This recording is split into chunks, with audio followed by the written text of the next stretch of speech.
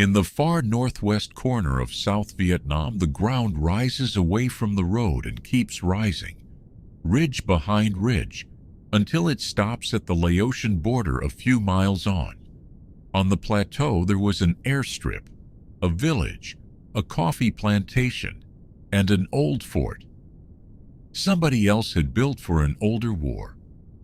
Above all of it stood 3 hills. On the map they were numbers: 861, 881 south, 881 north. From the airstrip they were shapes in the cloud, and on most mornings they were not there at all. On the 24th of April, 1967, a patrol went up to look at the nearest one.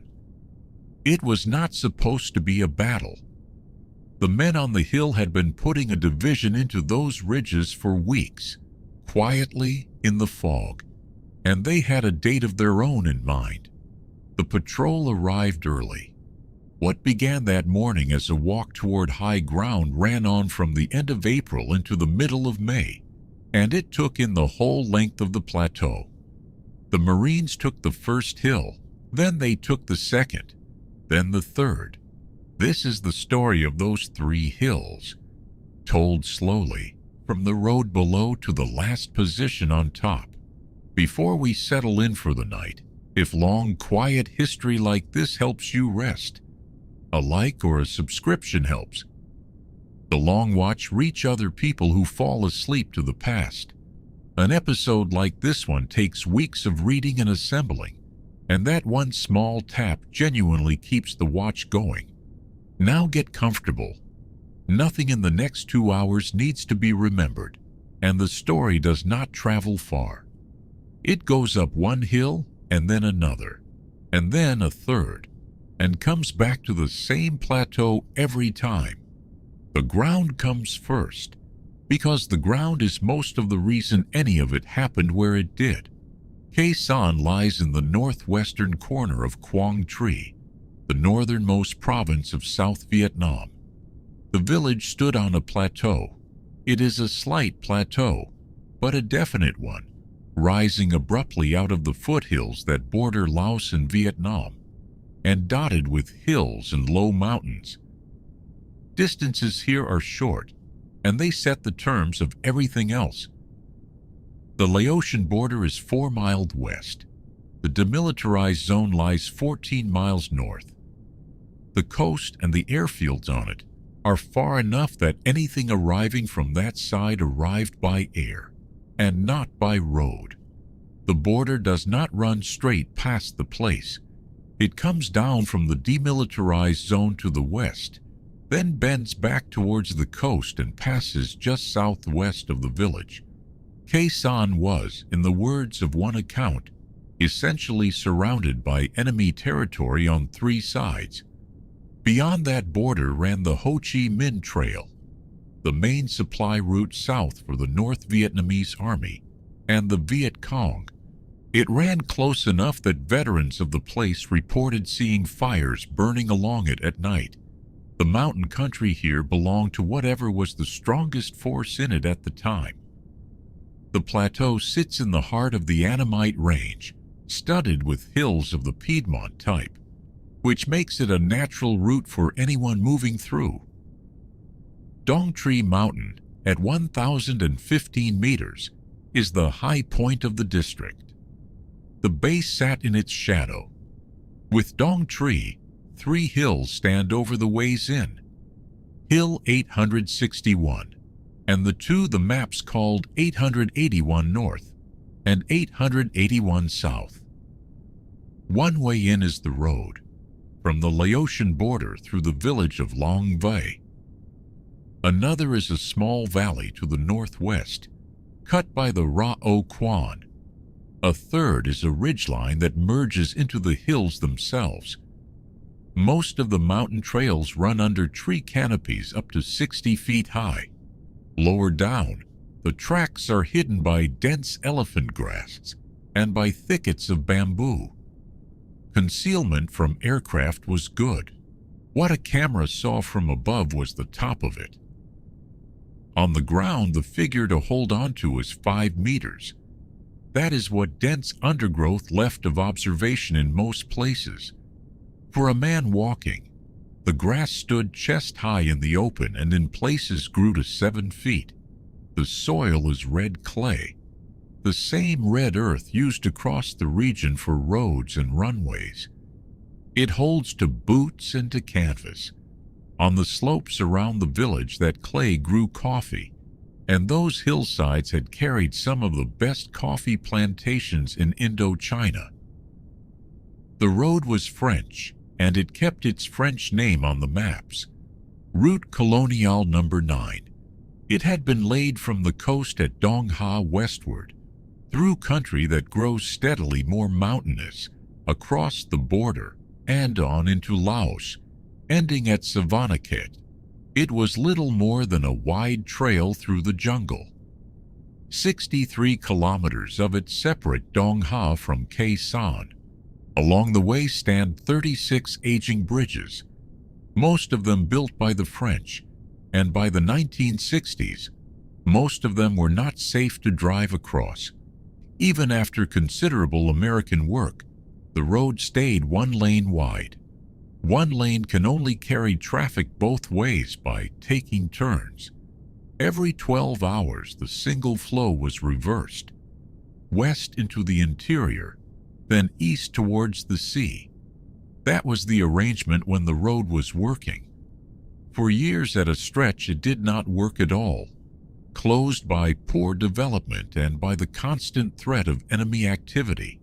At the end of March 1967, a convoy of trucks ran west along it towards Khe Sanh. 4 months later, it was shut again. That left the forces on the plateau wholly dependent on the airfield. The village sat astride the road.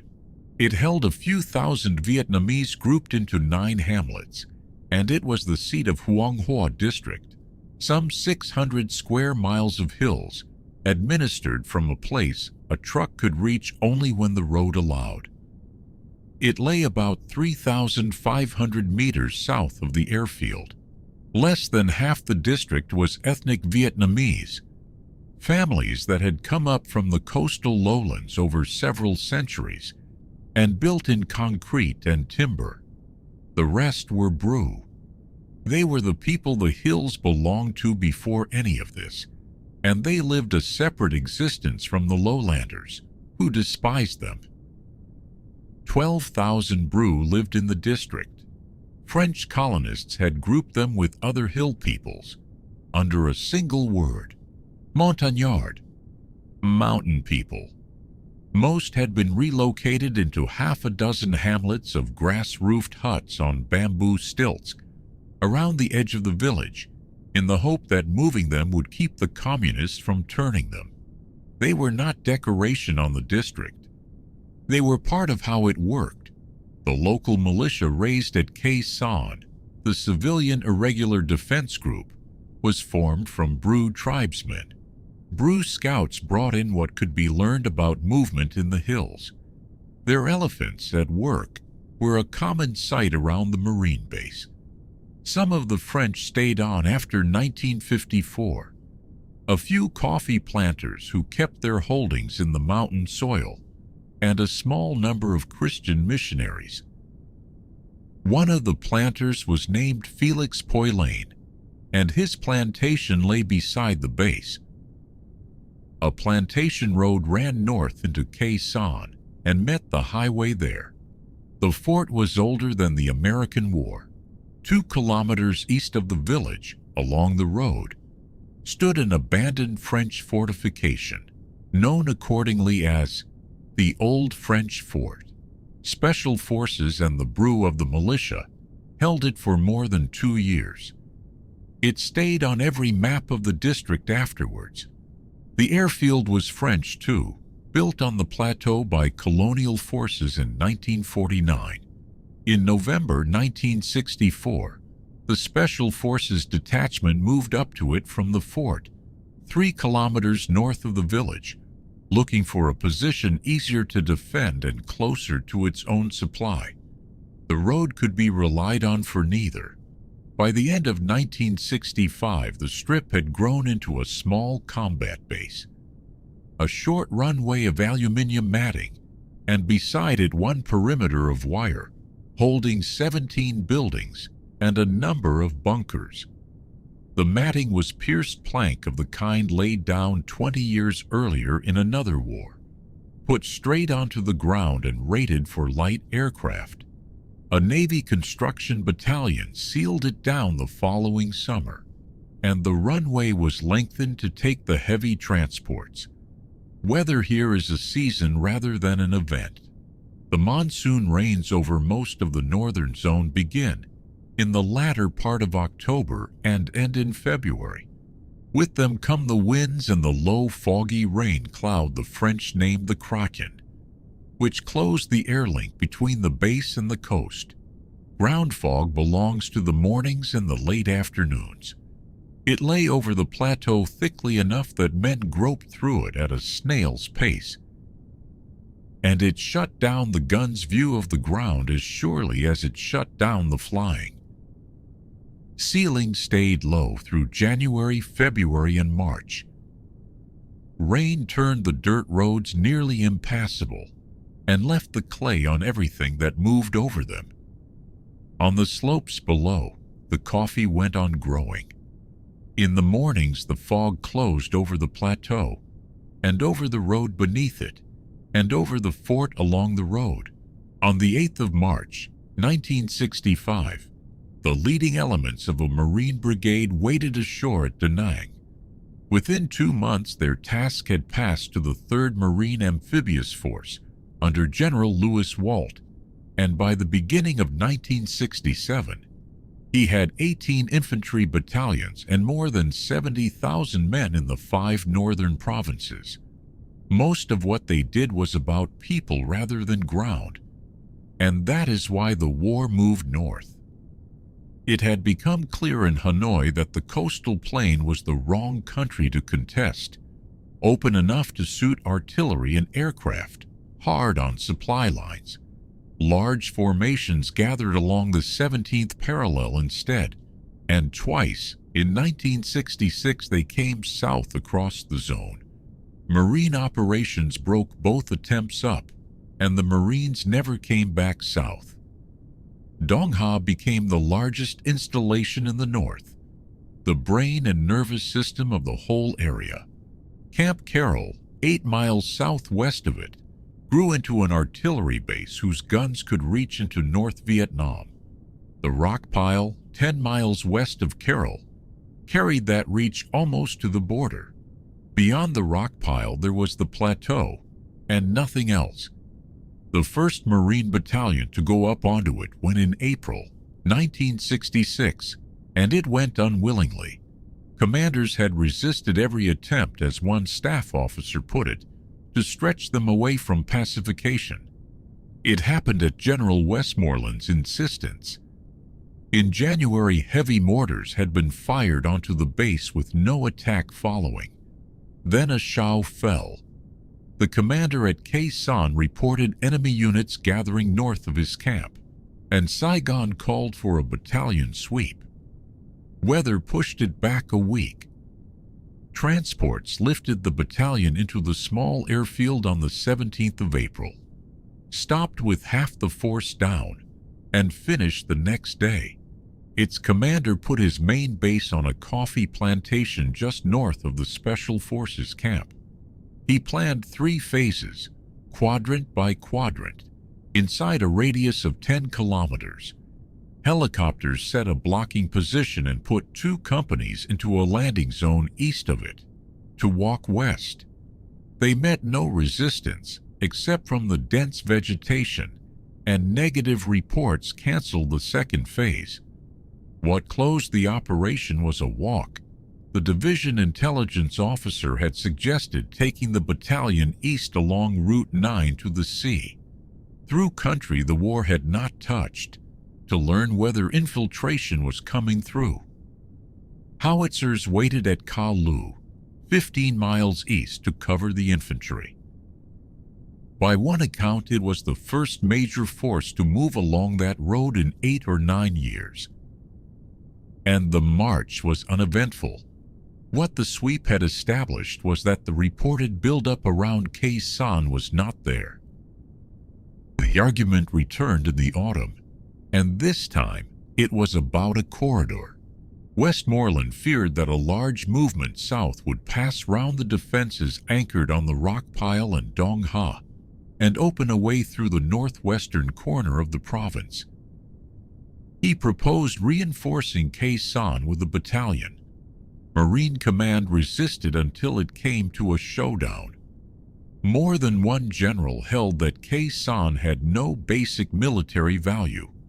What settled it was an intelligence report dated the 26th of September, placing a North Vietnamese concentration 14 kilometers northeast of the plateau. The battalion chosen had 12 hours' notice. It flew in on the 29th of September with a battery attached to measure the buildup and to cover the detachment, improving the airfield. The Marines took the ground around the strip and dug in. Patrols went out to 6,000 meters. Heavy mortars reached a little under that, so anything meant for the compound had to come inside the circle. Contact was rare, and a 30-day stay stretched on into the next year. What the place was for had been set down in writing. It was wanted as a base for reconnaissance into Laos, by patrols on foot and by small aircraft. It was wanted as the northern anchor of the defense below the demilitarized zone, and as a position blocking movement out of Laos along the road. It was wanted as ground where big units could be fought without civilians close by. The last reason was that the Marines should know this district and be sure of themselves fighting in it if that was ever asked. There is a plainer way to put it. The units on the plateau sat astride the axis of the road to deny the North Vietnamese army a year-round route into eastern Quang Tri. The defense they kept was static. There were not the helicopters, the troops, or the logistic bases in the north for anything else.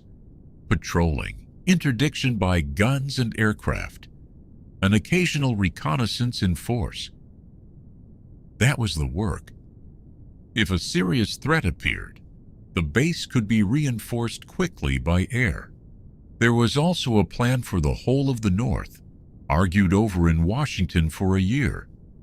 It was a barrier of wire and mines, watched by troops, running from the sea across the top of South Vietnam and the panhandle of Laos to Thailand. Enthusiasm among the military stayed low. It went forward anyway. Westmoreland's own version was a conventional barrier of strong points, with key terrain organized behind it and reaction forces ready for a breach. The Marines, told to draft their share, were instructed by General Walt to open the report by saying his command did not agree with it. The plan went in at the end of November. A linear barrier would run just south of the demilitarized zone, from the sea to a point near Dong Ha Mountain, 30 kilometers of wire, minefields, sensors, and strong points. West of that, the country would not take a line, and the plan called instead for 20 defile barriers across the approaches, and manned strong points were to occupy the commanding hills and ridgelines overlooking those obstacles. That sentence sits in a plan dated the 26th of November, 1966, and the requirement plan written in January repeated it. Khe Sanh sat at the western end of the idea, where the defile zone was to be held from battalion bases below Camp Carroll. By the spring, the battalion on the plateau had gone.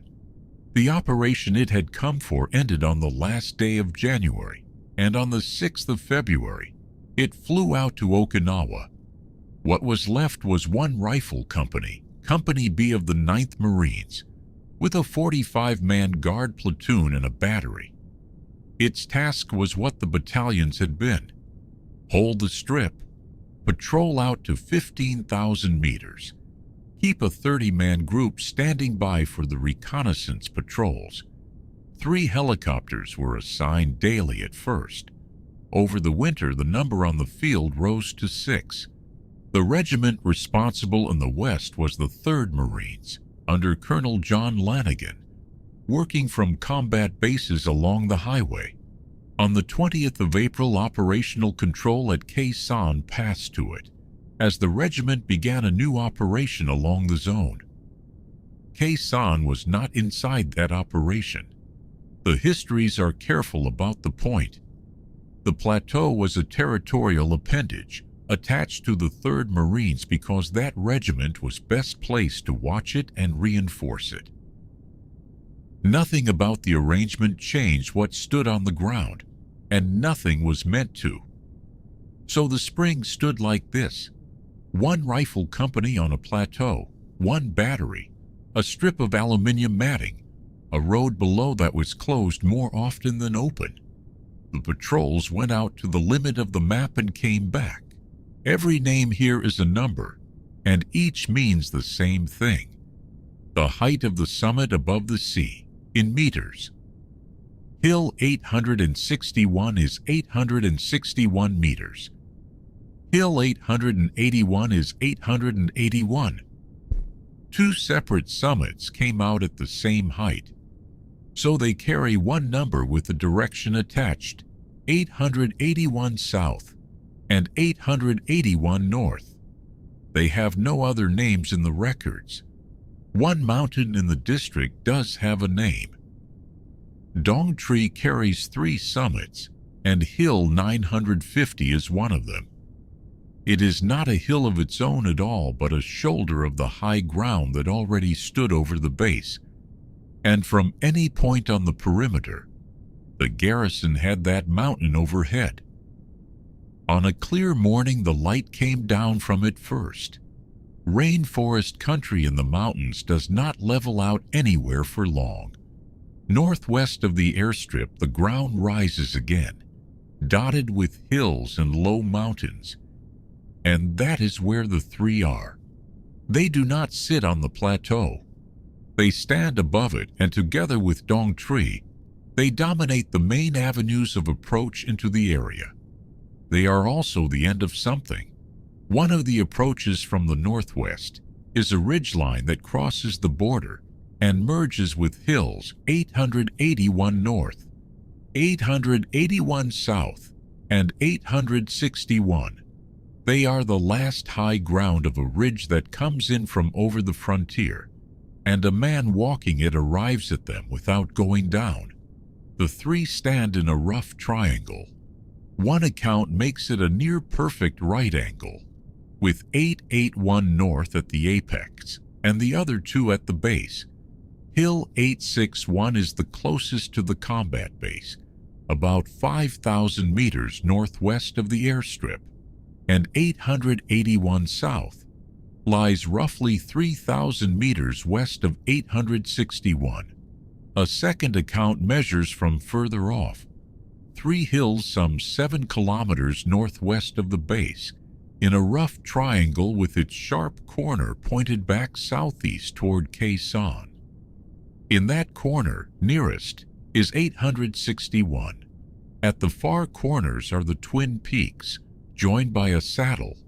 The order is the same in both accounts, and it is the order in which men would climb them.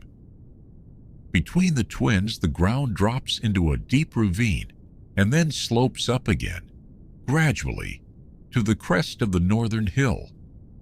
The southern face of 881 north carries 2 parallel ridgelines about 500 meters apart, running from bottom to top and broken into small knobs. At the northern foot of 881 south, there is a draw, and from the draw, there is a way up. Hill 950 is a different kind of place. It sits on Dong Tree, 3 kilometers north of the base perimeter, and what stood on top was not an infantry position but a radio relay with a small detachment to guard it. That hill was not held because anyone fired from it. It was held because the radios talked through it. Below it, between the mountain and the nearest of the 3 hills, runs the small valley of the Ra O Quan, one of the two ways in that the history's name.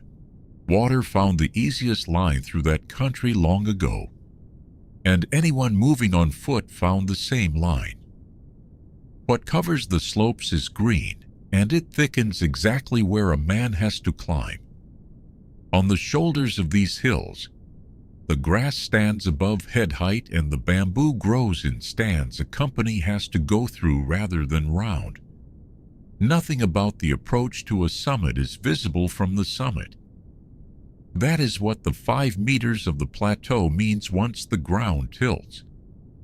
A slope is climbed blind, and a position on it is found by being fired at from it. Everything that happened on these 3 hills happened at that distance. Bamboo turns up in the accounts wherever contact does. A patrol passing a dense stand along a trail. A party working into a thicket 300 meters below a crest. The elephant grass does the same work differently. It takes the view and not the sound. In tall grass, a man can come very close and not quietly. Over all of it sits the weather, which here is not a mood but a property of the ground. 100 inches of rain fall in a year, and 80 of them fall in the wet season. And in the foothills and the western mountains, there is more cloud and more fog than the plateau ever sees. Whatever the base was getting, the hills were getting more of it. On these 3, the cloud behaves like ground. It comes up the slopes in the late afternoon and fills the ravines between them first, so that from the base, the hills go one at a time, and the gaps between them go last. From February, the rainfall drops away sharply, and by April, the district clears. April is when the western hills come back into view. Even in April, the fog on those hills works in its own way. It comes in layers.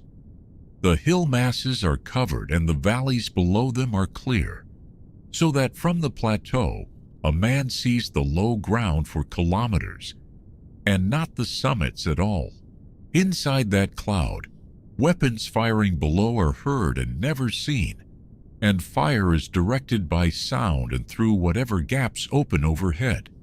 The military value of the 3 was named plainly: dominant high ground overlooking Khe Sanh, and a place from which mortars and rockets could reach the base.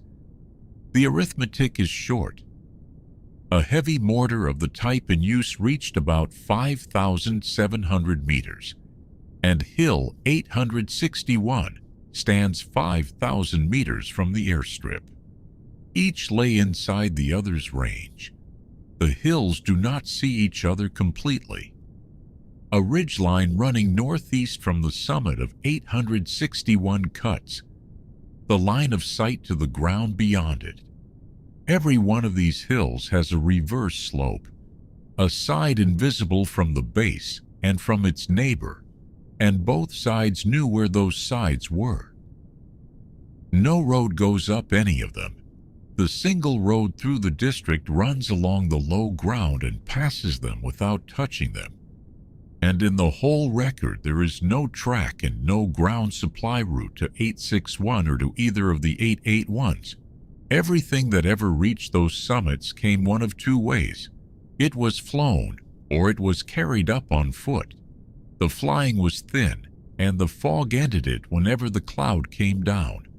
Through the previous autumn, 3 helicopters were assigned to the base daily, for supply, for moving people, for reconnaissance. By January there were 6. A landing zone up there was not a place but a piece of work. Men climbed 100 meters back up to ground that would serve and cut one. And by 4 in the afternoon there was a zone where at noon there had been hillside. The soil argued as well. The ground on these slopes is poor and steep, and positions dug into it did not hold. Bunkers were later built almost entirely above ground, with drainage improvised out of steel drums. All of that material came up by air, past timber standing on the flanks of the hills that could not be used. That was afterwards.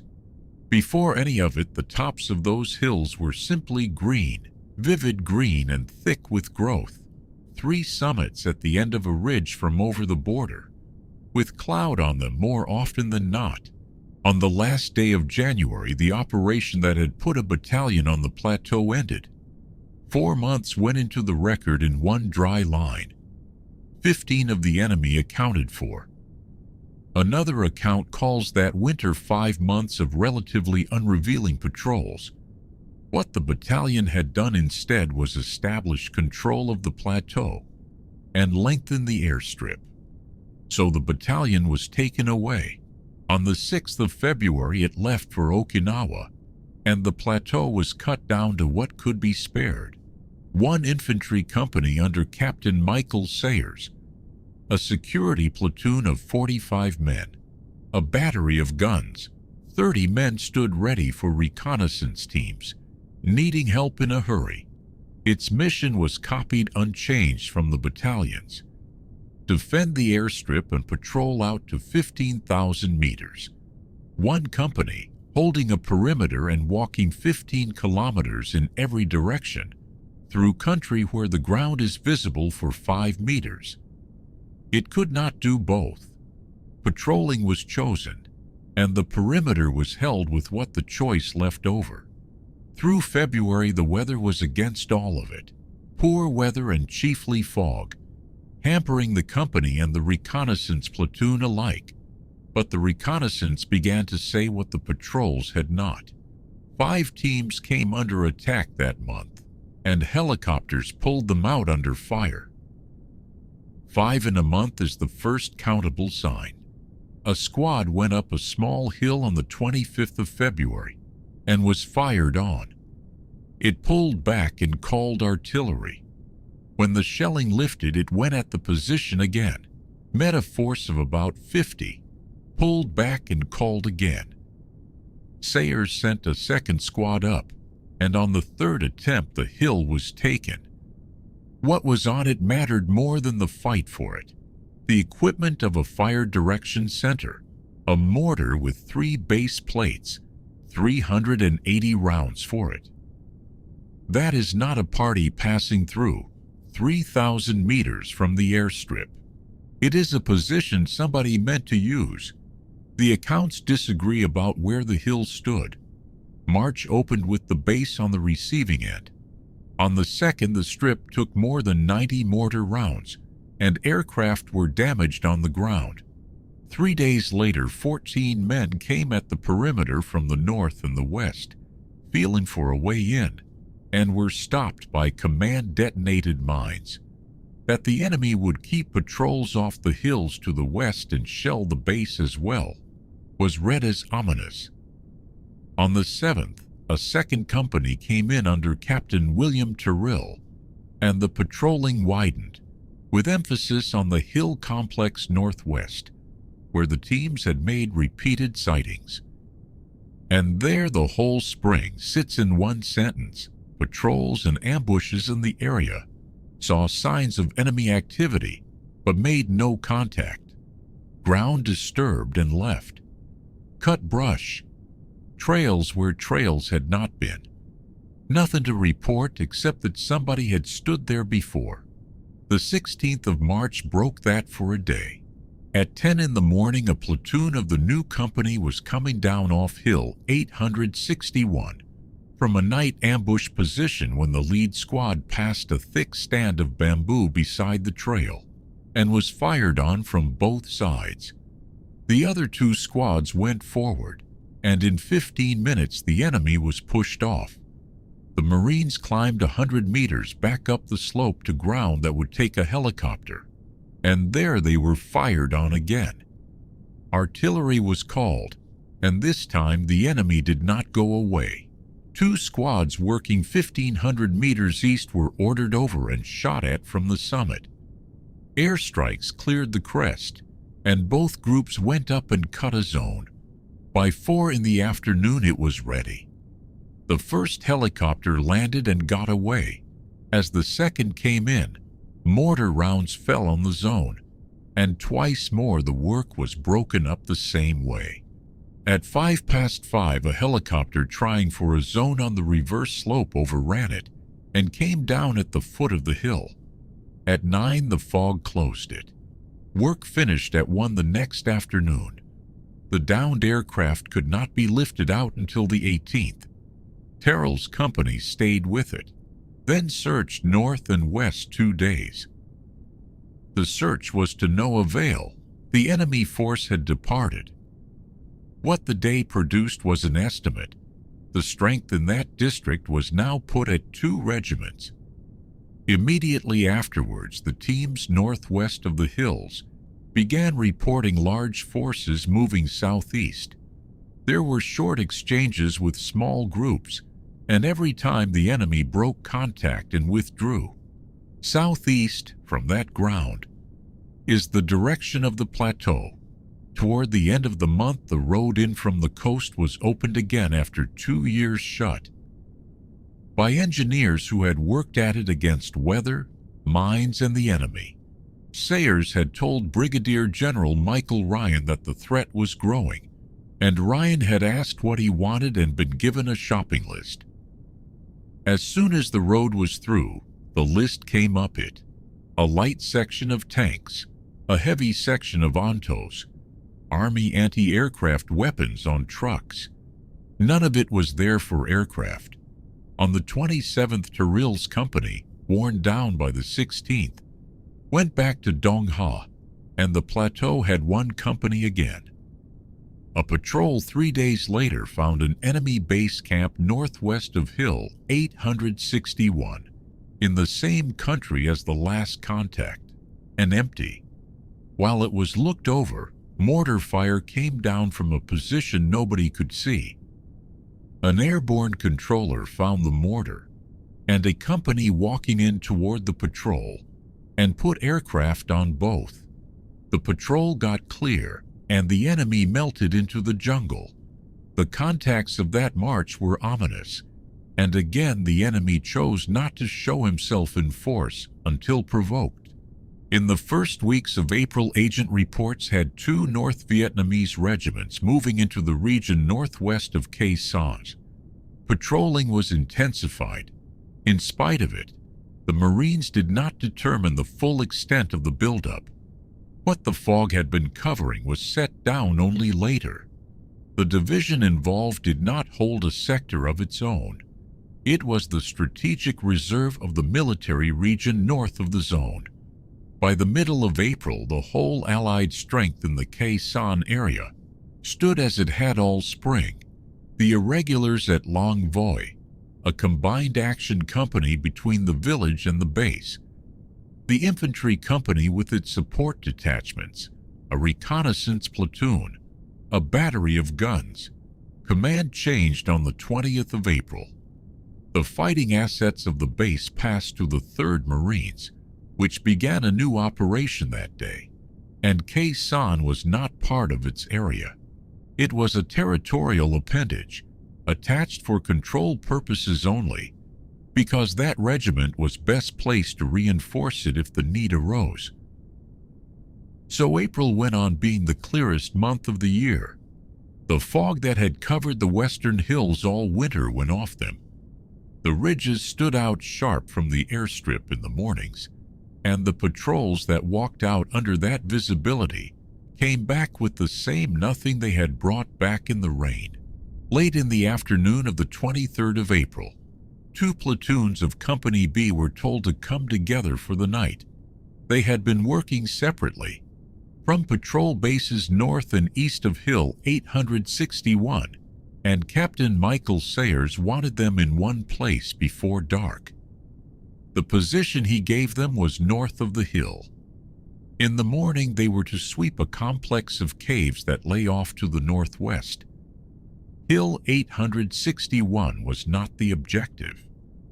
It stood between the patrol bases and the ground the company was going to look at, and the order treated it as terrain, something to walk around on the way to somewhere else. Nothing in the order said anything about the crest. because there was no reason for it to. The whole Allied force on the plateau that morning came to fewer than 1,000 men, counting everything. Sayre's company, reinforced with a scratch group of supporting units, a reconnaissance platoon, an artillery battery, the irregulars at Long Vay, and a combined action company sitting between the village and the base, inside mortar range of it. The official judgment on that force was written without softening, too small to deter anything, useful chiefly as warning. Company B's task had not changed since February, when another battalion left for Okinawa. Defend the airstrip, patrol the country around it out to 15,000 meters, keep 30 men in hand as an emergency force for the reconnaissance teams working the hills, 1 rifle company, and a circle of ground in every direction. 4 days before, the base had changed hands on paper. Operational control of everything at Khe Sanh passed to the 3rd Marines, a regiment that had just begun an operation somewhere else entirely. For weeks the weather had been doing the rest of the work. Fog and low overcast lay over the plateau, some days lifting for an hour, most days not. Under that cover, the North Vietnamese had moved a regiment into the ground between the high hills and built there a maze of heavily reinforced bunkers and gun positions, sighted a fire on the base itself. Agent reports at the beginning of April had put 2 enemy regiments on the move northwest of Khe Sanh. Patrolling was stepped up and reconnaissance was stepped up, and still the full extent of the buildup was not determined. The morning of the 24th, 2nd Lieutenant Thomas King took 30 men of his platoon and a section of 81mm mortars out from the airfield to Hill 700 south of 861. Their job was to add fire to the sweep, which was by then starting off toward the northwest. The tubes were carried up, set, and laid in. With the mortars in position, 1st Lieutenant Philip Sauer took 4 men up toward the top of 861 to put in an observation post. One of the 4 was a forward observer. Sauer was not from that platoon at all. He commanded the Onto section lately attached to the company, and he went along to help. 300 meters below the crest, the party entered a stand of bamboo, and the bamboo was held. The fire came at close range and all at once. Sauer ordered the rest of them back down and stood covering the withdrawal with his pistol. Of the 5 who went up, the forward observer was the one who came out. King had lost radio contact with the party and knew about the fight only because he could hear it on the hill above him. He sent a squad up to find out. The squad met the forward observer coming down, turned around with him, and got close enough to the place of the ambush to be stopped there by fire. The squad came back to the mortar position. King put mortar and artillery fire onto the hill, and then went up a second time himself with another squad. At the place where the fire had come from, there was nobody at all. He pulled back and threw a smoke grenade to bring in a helicopter. The machine came down and the wheels touched the ground. The whole crest of Hill 861 opened fire at once. 300 meters of it, end to end, automatic weapons. The men on the ground got into cover. The helicopter took 35 hits in a matter of seconds and lifted off. 2 gunships escorting it turned and went along the top of the hill. That was the first hard evidence of what was up there. A patrol can be ambushed by a handful of men. A crest 300 meters wide does not open fire along its whole length unless it is occupied along its whole length. Until that moment, the day had looked like an ambush of 5. Sayers reached King that afternoon on foot, having come up from the base by forced march with a security platoon. The mortars on Hill 700 and the battery at the airstrip were shelling the enemy positions. Sayers turned his 1st and 3rd platoons around. They had been walking northwest toward the caves and sent them southeast across 861 to come at the hill from behind. 2,000 meters of broken country lay between them and it. The turn was expected. As the platoon swung onto the new axis, 5 mortar rounds came down on them in quick succession, laid on ground that had been measured beforehand. The platoons went on. The lead squad came down the back slope of a low knoll and was stopped by heavy fire from the right. Lance Corporal Dana Darnell got his 60mm mortar into action there.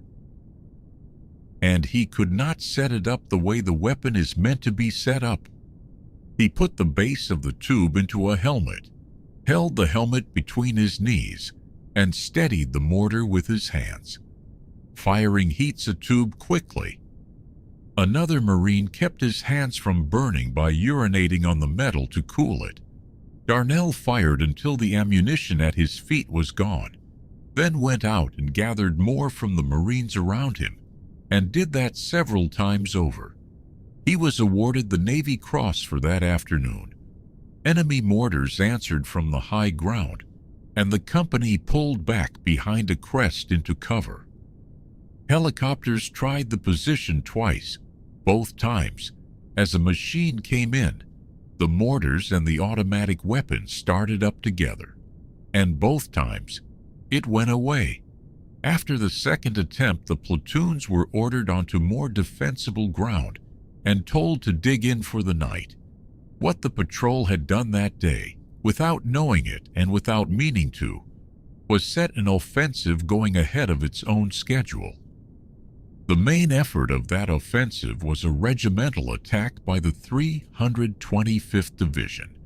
Around it, the base was to be cut off, the helicopter fields on the coast hit, the fire bases to the east hit, Route 9 cut in several places, and a secondary attack put in against the camp at Long Voi, to give the impression of a threat from that side. On Hill 700, the mortar section fired off everything it had onto 861 and in support of the 2 platoons in the north. When the ammunition was gone, the section walked back down to the base with Sayers and the security platoon, arriving just before dark. At the airstrip, the company command group and 22 men of the 2nd platoon were told to be ready to fly out at first light. Up on the crest, the shooting had lasted only a few minutes. Nothing written down about it that evening looked different from a dozen other days the plateau had produced that spring, and nobody on the base gave the day a name. The naming was done later, by other people. From a distance, heavy fog held the base at first light on the 25th. The relief had been set long before. Company K of the 3rd Marines was to take over on the 29th, and its liaison people were on the plateau when the fighting began. The weather kept the rest of that company on the ground, and Lieutenant Colonel Gary Wilder with it. By the time they got in, Sayers had flown out to his platoons, so there had been no chance to coordinate anything. The radios did not match either. Company B belonged to the 9th Marines and the battalion now directing it to the 3rd, and the company held neither the battalion's codes nor its frequencies. Sayers, sure his transmissions were listened to, sent his position reports in code through his own rear post. Wilder started north soon after landing, and by 3 in the afternoon, his lead elements were on the slopes of Hill 861. Captain Bayless Spivey put his company up 2 ridge lines at once. The 1st platoon on one with the command group behind it, the 3rd platoon on the ridge to the right. The 2nd platoon stayed below to guard the battalion command group. Everything was in position at 3:25, but a check fire was in effect, Spivey asked permission to go up without preparatory fire and got it. The first attack on Hill 861 went in against a hill nothing had touched, 300 meters below the crest, the same distance at which the observation party had been stopped the day before. The first platoon came up against a company. The fire was grazing, flat and low, out of well-built bunkers laid to cover one another, and hidden so well that the growth had to be searched for them.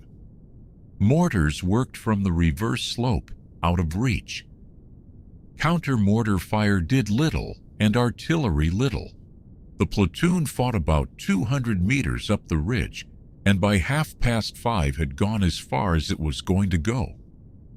On the ridge alongside, the 3rd platoon met nobody whatever, but the ground held it back. That left the platoon at the bottom. Spivey asked for it, and it went up into fighting that ran until dark. The company stayed where it stood and dug in. Below, on a knoll 300 meters off, the battalion command group and the mortar section dug in as well, and found their own security. The platoon that would have provided it was up on the slope. Sayer's day had gone no better. The fog came up around 10, and one helicopter got in while the gap lasted, bringing the 22 men of his 2nd platoon. After that, the company took each successive ridgeline because each had to be taken, and by evening it stood 800 meters northwest of the hill. A 3rd company came onto the plateau that evening. Captain Gerald Giles's from Camp Carroll, the standing reserve of the North.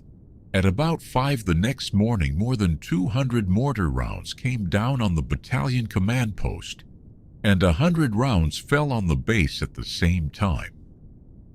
Most of that landed outside the wire, the fog having spoiled the aim. What it confirmed was that the enemy was sitting on 881 South as well. Down in the valley, the backblast of the recoilless rifle showed through the fog on the eastern slope of 881 South, and artillery was put on them and silenced them. The mortars could be heard but showed no flash, so the guns were laid by sound. The fog lay in layers that morning, the hill masses wrapped in it, the valleys underneath clear. At 8, Giles's company moved out from the airfield toward Wilder, guided by the rear elements of Company B. On the hill, Spivey had been engaged all morning, and a second attempt at the crest by the 3rd platoon was stopped by the same fortified ground. Breaking contact proved harder than making it. Wilder sent 2 of Giles's platoons up to help him get clear. The companies joined at 2, and even with gunships working the slope, it was 7 before the last Marines were off. Farther out, Company B had been working southwest around the foot of the hill to reach the battalion. When the column turned south, the North Vietnamese in the underbrush let it come within 5 meters before the first shot. The same 5 meters that country gave, and mortars came down on the length of it. With gunships and artillery, the company got the upper hand and broke away at noon onto a small knoll. Helicopters came in there, and the men on the ground waved them off. A machine over the position gave the enemy mortars a mark to work from. At 2:45, Sayers reported to Wilder that he could not move. There was no way to supply him.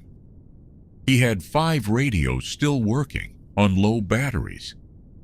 He said he would take the company into the fog, put it in a circle, and fight there until it was finished.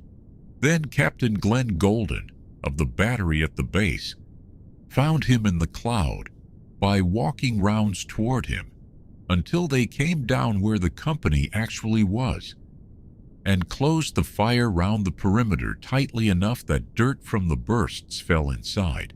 Wilder sent Giles up with the 1 platoon he had left, and they took nearly 4 hours to hack their way through. The joined force started for the command post under heavy ground fog, in darkness, through downpours, skirting the southern edge of the hill behind artillery that moved ahead. Every man except the point and the rear guard was carrying something. They reached safe ground at 5 on the morning of the 27th. Company B was offered trucks for the last stretch and turned them down. It walked in. The other thing that happened on the 26th happened 43 miles away. The 2nd Battalion, 3rd Marines, Lieutenant Colonel Earl DeLongs. The Landing Force Battalion was in the field and in contact when the division put it under the 3rd Marines. It came by helicopter to Phu Bai, then by transport, and 3 companies and the command group linked up northwest of the perimeter by 4. From the warning order to the link-up was under 7 hours. None of it could have come by road. Route 9 was being cut over and over between Cam Lo and the plateau by men whose task in the enemy plan was exactly that. That same day the regimental headquarters flew out from Camp Carroll, and Colonel John Lanigan took command on the ground. 22 years earlier, on Okinawa, he had been decorated for a job of the same shape, driving a determined enemy force off a hill. The 27th was a day of preparation. By 11:30, the 3rd Battalion had finished its evacuations and walked from the hill to the base for replacements. Lanigan put 2 fresh companies into Wilder's battalion, in place of the 2 that had been out since the start, and the last landing force company became regimental reserve. A 2nd artillery battery came in and was firing before 9. Nobody went up Hill 861 that day. The guns and the aircraft worked it instead. By dark, the plateau held a regimental headquarters, 2 battalions, 2 batteries, and a reserve, where 3 days before there had been 1 rifle company and 1 battery. The fog came down the slopes toward evening as it had every evening, and the guns went on firing into it. The guns sat on the plateau itself, dug in a short walk from the airstrip, their trails bedded in red clay that went to grease in the rain. 6 light howitzers, a pair of heavier ones, 2 heavy mortars. Batteries relieved one another in those pits the way rifle companies relieved one another on the wire, handing over the ground and the plotted data to whoever came next. East of the plateau, the road ran back toward the coast, and the heavier metal stood along it. Camp Carroll, 13 miles east, held Marine batteries and Army self-propelled guns of the largest caliber in the area. Rockpile, at the foot of its own broken mountain, held more of the same. Khe Sanh was the westernmost of these places, a few miles short of the border. Range decided who could help whom. The light howitzers on the plateau reached 11,000 meters. The hills stood 5,000 to 7,000 meters out, well inside that, and the medium howitzers on the base covered them just as easily. The heavy army guns to the east had better than 30,000 meters in them, which meant that from Camp Carroll they were firing at a third of their reach. They covered the hills without effort, and everything behind the hills as well. The ground a man would have to cross to reinforce. Night took half of that away. The heaviest guns to the east carried no illuminating shell, so light over the hills could come only from the plateau's own howitzers and the heavy mortars. There was 1 battery on the plateau when the fighting started, and a 2nd came in for the operation, in position and ready to fire the evening it arrived. By the end of that day, the 2 had been organized into an artillery group, 1 battery in direct support of each of the 2 battalions, with the medium howitzers and the heavy mortars in general support, working the plan rather than any one unit. A battalion climbing a hill had a battery that listened to it and to nobody else. An observation post is a man with a radio who can see. That is the whole of it, and it means artillery correction on this ground began with a walk uphill.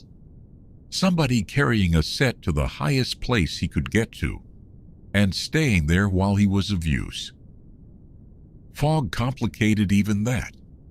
A rifle company caught in it could lose track of its own position, and then the battery found the company instead. Rounds were walked in toward a voice on the radio, one correction at a time, until the ring of steel laid round the position was close enough to shower it with earth. Some shells were fitted with a fuse that burst them a few meters above the ground. The pattern spread wider that way, and it told against men in the open and in holes with nothing over them. Against logs and packed earth it did nothing whatever, which is why the bunkers on those slopes were an aircraft problem and not a gunner's. The air side began further away. The Marine wing kept 3 fixed-wing groups and 2 helicopter groups in the country. And for the fighting along the demilitarized zone is set aside a package for the division. 40 helicopters and 8 small observation aircraft a day, standing. Khe Sanh kept a handful of machines on its own strip. Everything else came from the coast. Requests traveled 2 roads on 2 clocks. A battalion commander given a hill to take put in for strike aircraft, through his air liaison officer the day before. And the request went up through the division control center to the wing at Da Nang. It came back down as a numbered mission with a time over target and a fixed load. That road took about 20 hours. The other road was immediate. Aircraft already airborne could be taken off their mission and briefed on the way to a new one, and each group kept 4 machines on a pad around the clock, 2 at first readiness and 2 behind them. From the word to the wheels leaving the ground was a little under 10 minutes. Most strikes in the northern provinces were run by an airborne controller, flying a light observation aircraft above the men he was working for. He listened to the infantry on one radio band and talked to the strike aircraft on another. The 2 could not hear each other. He was the entire connection between them. He gave the flight a description of the target and its elevation, the heading to run in on, the direction to pull off, how many passes he wanted and what he wanted put down on each. Then he gave them the direction and distance to the nearest friendly troops. Then he marked the target with a white phosphorus rocket, and when he was satisfied the pilots had seen the right thing, he cleared them hot. The bunkers on those slopes set the terms for everything that was dropped. They were built thick enough that a direct hit from a 500-pound bomb did not finish one off, and napalm was useless while the canopy stood, because jellied petrol burned itself out in the treetops and never reached the ground. The controllers worked the order out themselves over the objective. First came low passes with retarded bombs laid in long ripples along the slope, tearing the trees and the heavy growth off it and leaving the bunkers uncovered. Then heavier bombs, from a steeper angle, onto positions that could now be seen. The hill had to be stripped bare before it could be broken. Napalm went on in quantity once there was ground for it to reach. On a single day of bombardment, something near 75,000 pounds of it went onto one hill, 10,000 gallons of jellied petrol. All of that work went into a piece of ground about a square kilometer across. Aircraft arriving over the plateau were sent into orbit on the top floor of a holding area and let down a step at a time as the flights beneath them dropped their loads and turned for home. The stacks were large, and a controller ran the flights in one at a time. Weather had its answers. A ground radar could run any aircraft and call its release on a target the crew never saw, and its reach covered nearly the whole of the northern cores. The all-weather attack aircraft bombed on coordinates through a beacon, in daylight or in the dark. What none of that fixed was the helicopter. Fog closed helicopter operations outright, not slowed them, closed them, and on that plateau it came in and sat. Fixed-wing aircraft could work above it and through it. The lift that everything on the hills depended on could not. Heavy bombers worked the same battle from further out. Their strikes went in north and west of the hills, onto formations and stores, and the tracks between them, to make reinforcing the hills expensive rather than to break the hills themselves. Assessment of what they achieved was poor. The reports often amounted to a count of craters. The order of the whole thing was fixed. The infantry went forward until resistance became serious, and then stopped and let the guns and the aircraft work. Sometimes they gave up a little ground so the heavier ordnance could be used freely. The attack did not go again until the positions were judged suppressed, and until then the men sat below the slope and listened to it. By the evening of the 28th of April, the infantry was ready to go again, and the plan that went out numbered the hills, rather than naming them. Hill 861 was Objective 1. Hill 881 South was Objective 2. Hill 881 North was Objective 3.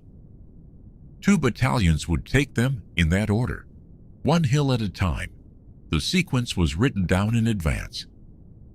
Lieutenant Colonel DeLong's battalion, on the ground, south of 861, would take the first objective. Lieutenant Colonel Wilder's battalion would follow it up, then turn west, secure the ground between the 2 hills, and assault Objective 2 from the northeast. While that went on, DeLong would hold the first hill, then move toward the third, covering Wilder's right flank.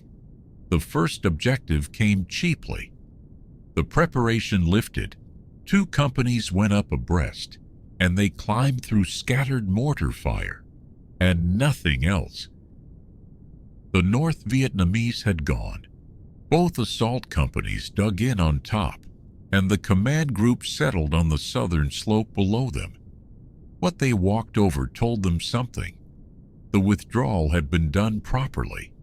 The position was policed, and nothing had been left behind that was worth looking at. On the crest were 25 bunkers, and better than 400 fighting holes, sited so that each could cover its neighbors. It cost the battalion nothing to take. The battalion that would take the second hill was not, by then, its own battalion. In the fighting of the previous days, its companies had been shifted and swapped by the regiment, and it went out with 1 company from its own regiment and 2 borrowed from another. Wilder wanted a starting place first, 750 meters northeast of 881 South. There was a small hill, and he meant to be standing on it before he tried the big one. The battalion came out of Khe Sanh, took up positions on the western flank of DeLong's men, and set off for it early on the 29th. Late in the morning, the point ran into a North Vietnamese platoon holding a small draw. The company deployed, put fire on the draw, and called for artillery and aircraft. The second element of the column swung south of the fight and kept walking toward the objective. At 7:15 that evening, the leading company walked onto the small hill without meeting anybody and dug in for the night. From there they could see the objective, and on it they could see men setting up mortars. The company called artillery onto the crest. 4 mortar rounds came off the hill before the crew was scattered. An hour later, in full dark, there was movement toward the perimeter again. The company's forward observer brought artillery onto it with the fuses set to burst above the ground, and the North Vietnamese pulled back. The rest of the night on the small hill was quiet. The hill in front of them was not quiet. Through the evening, 33 sorties put 252,000-pound bombs into the positions on 881 South, and through the night the artillery group laid better than 1,300 rounds on the same ground. What was up there, and how much of it, nobody knew. In the morning, the last rounds of the preparation came down, and Wilder's Marines started up. At first light, out on the right, DeLong's battalion came off 861 and moved along the ridgeline toward the third hill, clearing the flank.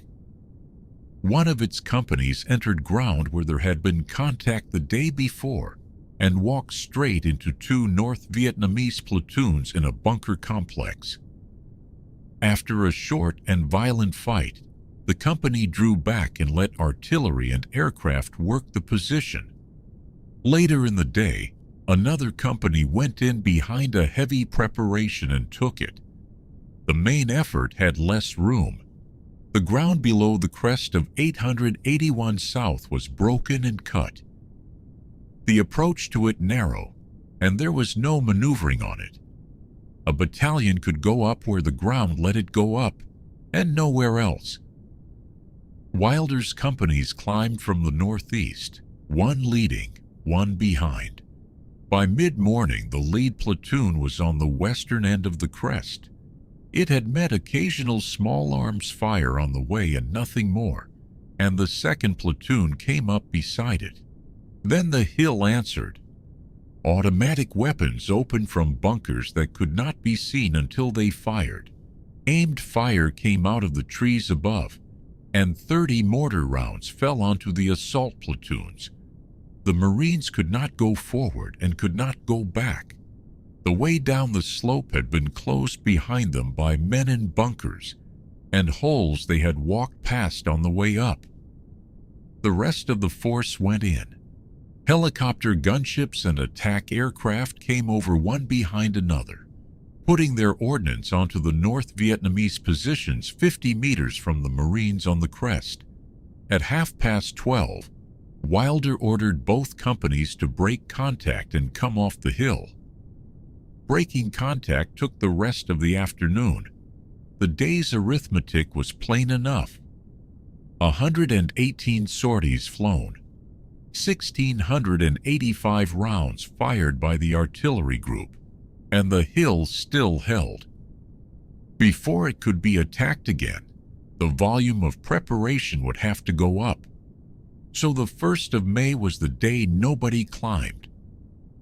The air over the plateau stood in tears. 166 sorties worked the 2 hills, the northern one through the morning and 881 south through the afternoon. More than 650,000 pounds of ordnance went down, and 1,445 artillery rounds with it, close to twice what either hill had taken on any day before. At one point it became unbearable underneath. After 3 very heavy strikes in succession, a North Vietnamese platoon came up out of its bunkers and ran, and in the open it was caught by the aircraft and by the mortars and rifles of Wilder's battalion. Down on the small hill, the battalion put itself back together.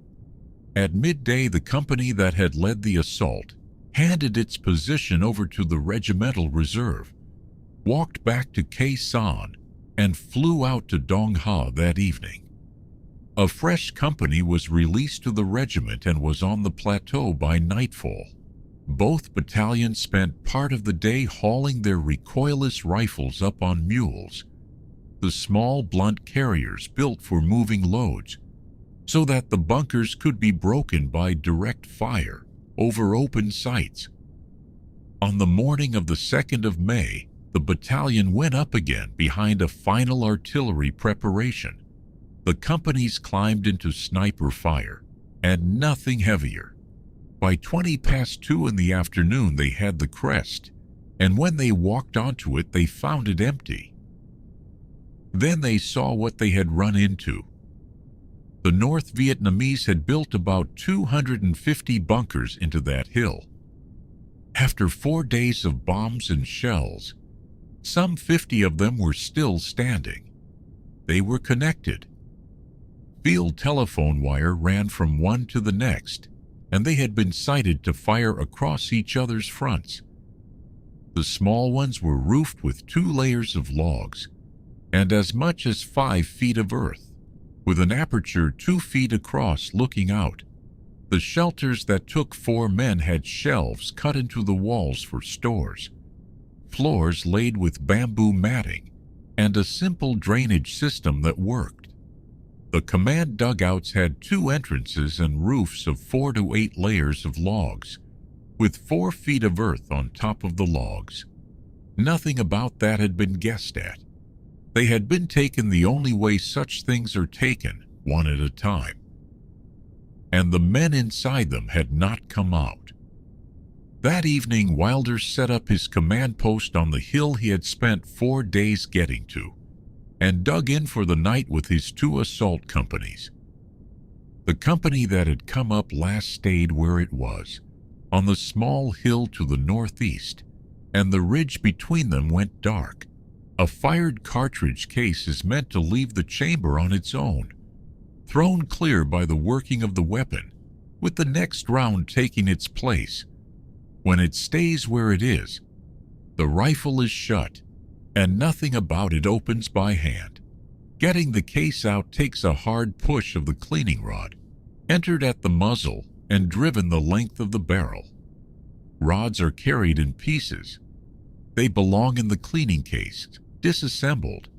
So a man has to find the case, take out the sections, screw them together, and only then push. Then he loads again. Every step of it is quick on a bench, and none of it is quick anywhere else. He may also have no rod at all, and then he borrows one from somebody near him, if anybody near him has one.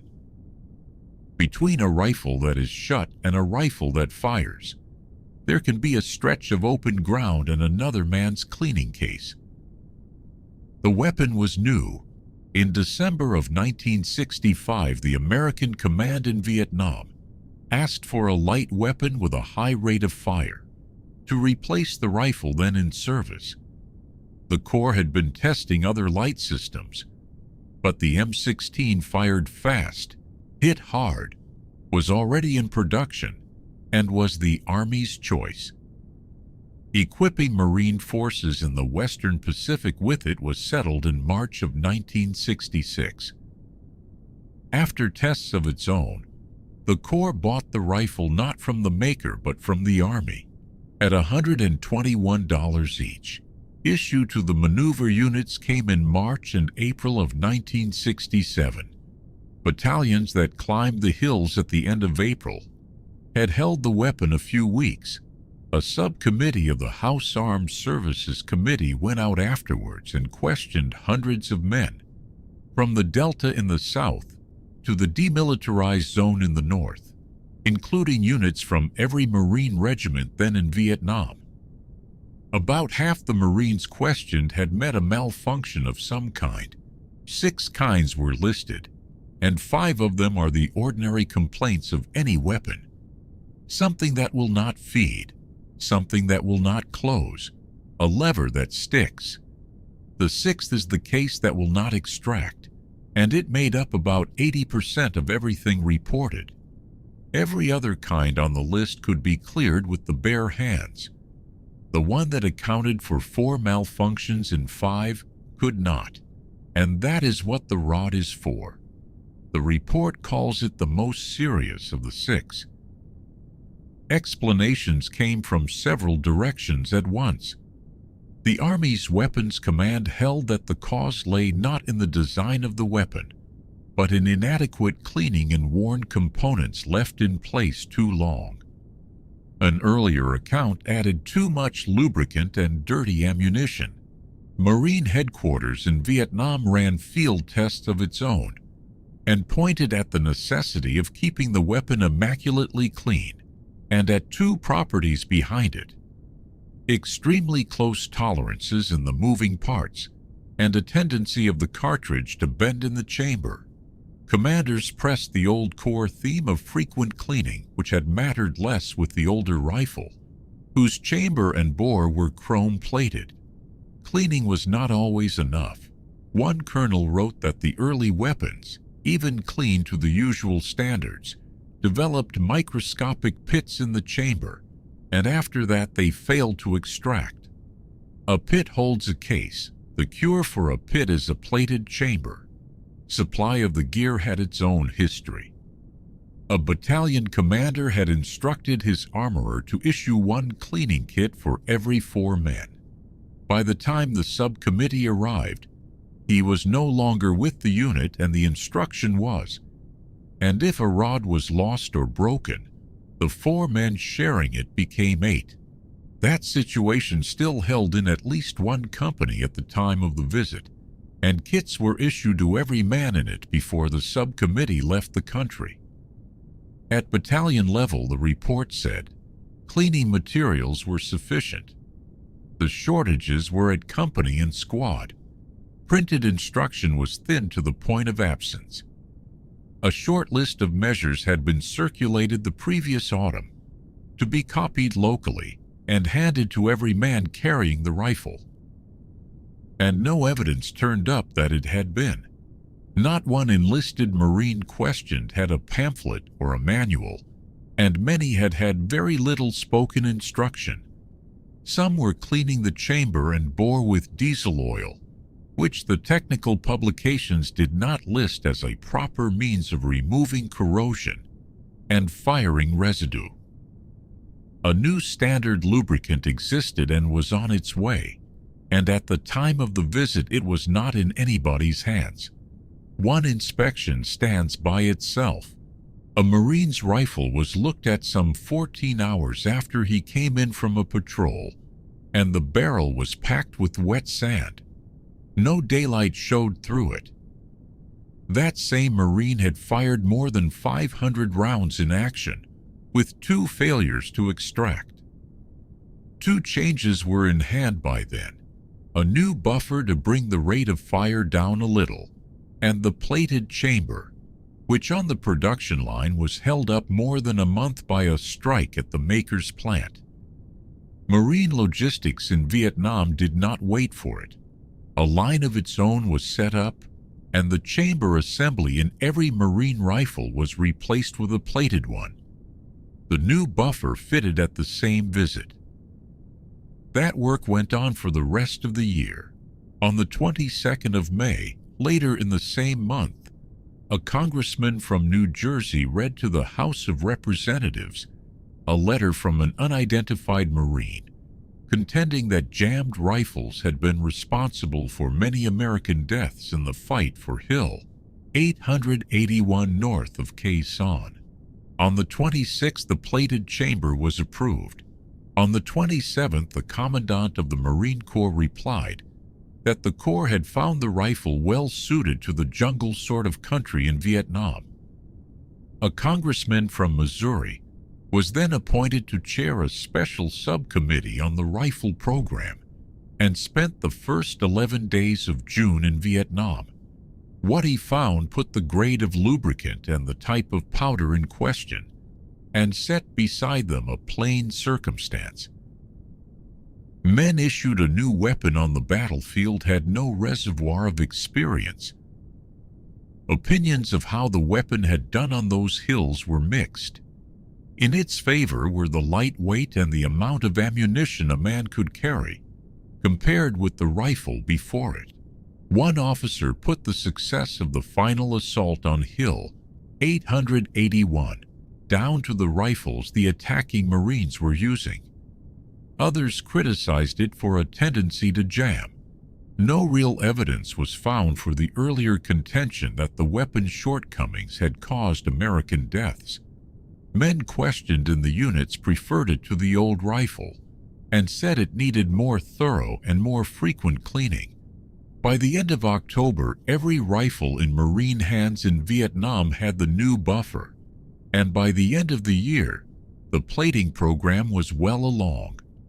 With those changes, with more training, with closer attention to cleaning, and with better control of the ammunition, the rate of malfunction came down to about 1 round in 2,000. There is no road up any of these hills. There is a plateau with an airstrip. There are slopes, and between the two, nothing a wheel can use.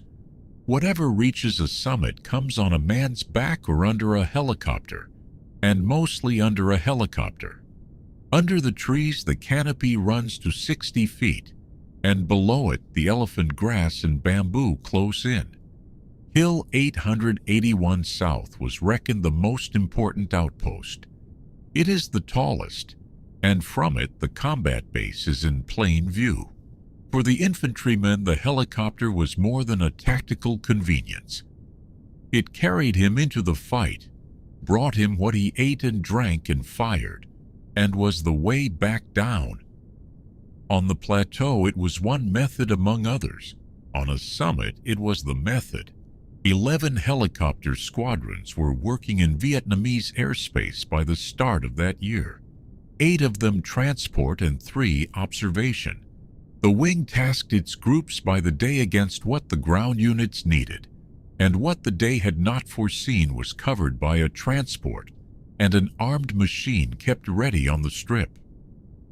Over ground that broken, pilots had trouble finding the landing zone at all, and zones did not exist until cut. Engineers cut them with chainsaws and axes, and into a place that tight only the smaller machines fitted. A zone is marked with a smoke grenade, thrown by the men whose work is landings. Where nothing could sit down, the load came in on a sling beneath the aircraft, lowered on a hoist while it held place above the trees. When the zone closes, the position has nothing. Enemy artillery registered on one battalion's landing zones quickly enough that helicopters could not come in on the runs that followed, and the battalion went a day and a half with no water at all. A position can also give the road up by choice. A company on a knob waved off the helicopters coming to it, because every approach helped the mortars below work out where it was. Resupply was impossible. What a man had on him going up was a short list: his weapon, his ammunition, 2 canteens, a poncho, and 2 socks stuffed with rations in his pockets. The word in the account is only, it is what is left when everything that can be spared has been. 2 canteens is the whole of the water until something flies.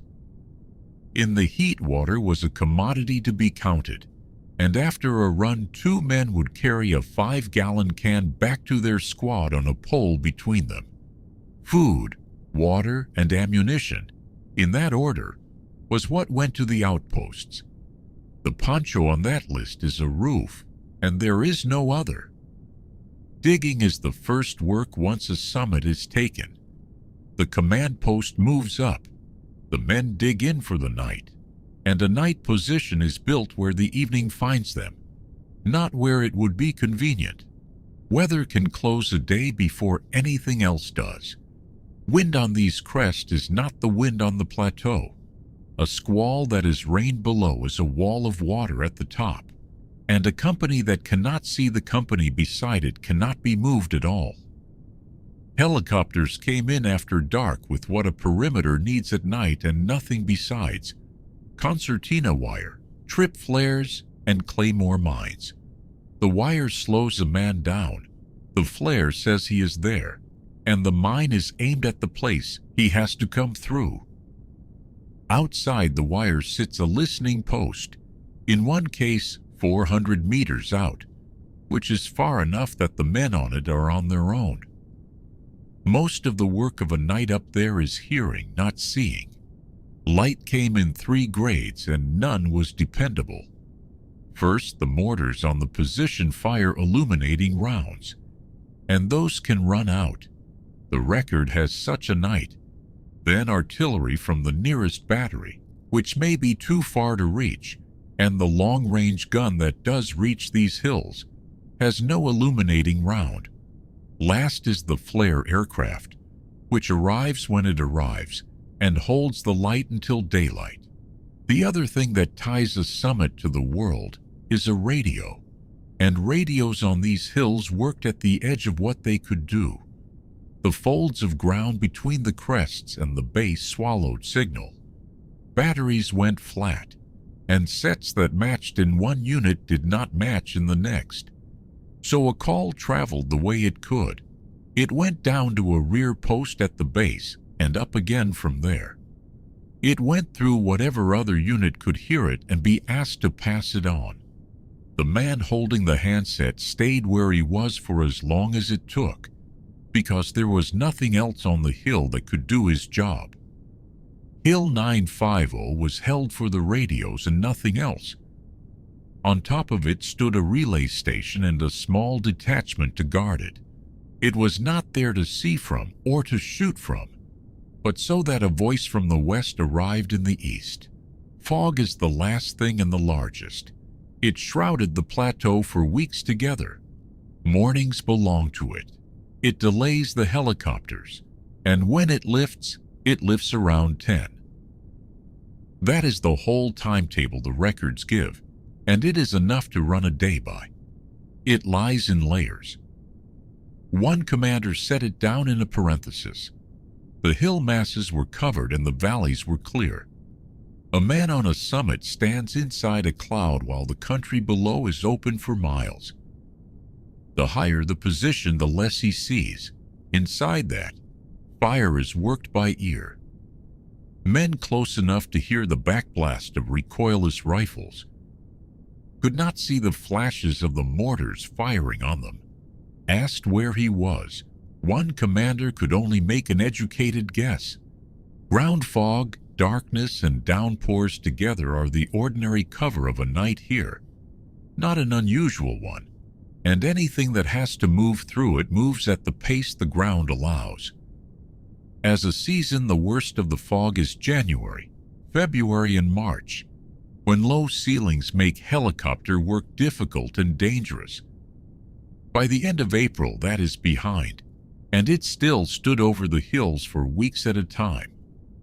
Nobody wrote down the rhythm of a day up there. What the records keep is a practice. Half the men working on their gear while the other half stay ready, changing over whenever the day allows. Coming down is the one movement in the whole arrangement that needs neither a landing zone nor a break in the cloud. A man walks off a hill in any weather. Everything else that reaches a summit or leaves it waits for the fog to lift. North of Hill 861, the ground runs out into a long ridge, and for days at the end of April, the men of DeLong's battalion worked their way along it, checking each successive ravine and ridgeline before they moved on. Every fold had to be looked into before the battalion could stand where it needed to stand. Hill 881 North had been the last of the three from the start. The plan named the objectives in order. Hill 861 first, Hill 881 South second, Hill 881 North third. DeLong's battalion was to take the first, cover the flank of the battalion working on the second, then take the third. Everything in between was movement toward that. On the 1st of May, the sky over Khe Sanh was crowded from first light until dark. More than 160 flights worked the two western hills, and close to 1,500 rounds of artillery went into the same two crests. The morning belonged to Hill 881 North, the afternoon to its neighbor. In weight and in how long it lasted, there had been little like it in that country. Through the same day, both battalions brought their recoilless rifles forward. The guns rode on mules, small flat carriers built for hauling supplies, low enough to take a heavy gun up a track where nothing wheeled would go. The idea was plain. Put a gun where it can see a bunker and open the bunker by firing into it, rather than by dropping weight on top of it. By then the Marines knew what they were firing at. The positions opened on the crest to the south had shown the standard the plateau was built to. 2 layers of logs and 5 feet of earth over the small bunkers. More than that over the large ones, wires strung from one to the next, and an opening 2 feet across to show for any of it. At 10:15 on the 2nd of May, 3 companies started for the hill. Company E went at it from the south. Company G came in from the east. Company H moved between them in support. Company G was in contact almost at once. It fell back a short distance to bring artillery down, went forward again when the shooting lifted, and met automatic weapons and mortars a second time. Company H, moving up to help, took mortar rounds of its own until the guns were called on again.